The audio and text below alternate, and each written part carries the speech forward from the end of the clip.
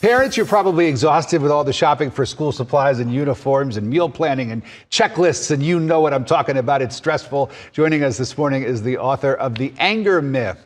Trish Roberts is here to tell us how to beat back some school stress. Good to see you. Thanks very much for being here. Thank you so much for having me. The full name, the full title of your book is Understanding and Overcoming the Mental Habits That Steal Your Joy. Yes. And this is supposed to be joyful. I mean, the start of a new school year. It's an important milestone. And if you're the parent and you're feeling a lot of stress, your kids are picking up on that too, right? Absolutely. They're always watching you. They are. Okay. So there are some steps that you recommend that we can take as parents. Yes. And we've been talking about this. I've got my own kids, and so do you. So yes. it's a tough time just to get everybody on the same page and get out the door, even get them out the door to the bus stop on time. So Exactly. This is an acronym that we're going to put up. These are 5 steps: anger, acknowledge, notice, gear, educate, and recognize.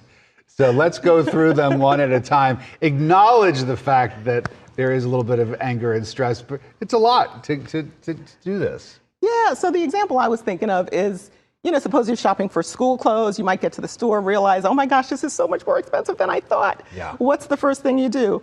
The first thing is to acknowledge your anger, your stress. Don't pretend, oh, this is great that everything's expensive. So acknowledge how you feel. Feel your feelings. That's the first step. It's okay to have those feelings. Yes. Breathe. What is that about? So the second step, and it spells out anger, so it makes it easier for people to remember. The second step is to notice your breath. And what I'd like to do is take you through a little breathing exercise. You ready? Right. Yes. What do I do? Okay, so rub your hands together. We're going to generate a little bit of warmth. And then take your right hand, put it on your heart. Your left hand, put it on your belly. And we're going to take 3 breaths together. Okay. So inhale through your nose. Let your belly fill up. And then exhale with a sigh. The louder, the better. Inhale again. You're supposed to do it slow. So this is the last one. We have a lot to get No to. hyperventilating. Inhale through the nose. And exhale with a sigh. Now, if you're in the store, you may not want to do the whole hands thing, but you can take 3 long breaths. So that's the second step. I get it, and I like it. All right, getting your mind right. How do you even start doing that? Yeah. So the next step, the G, is going to be to gear up your imagination. So when we use our imagination, we can actually think about someone other than ourselves and develop some empathy for them.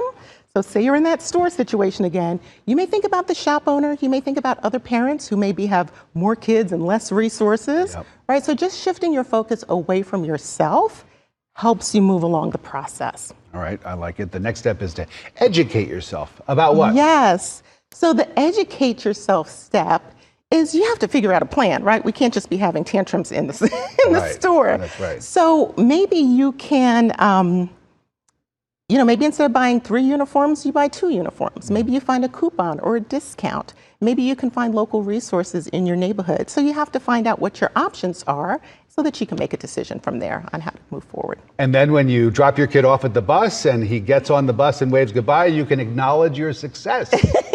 Yeah. So the last step is recognize your success. That's the R.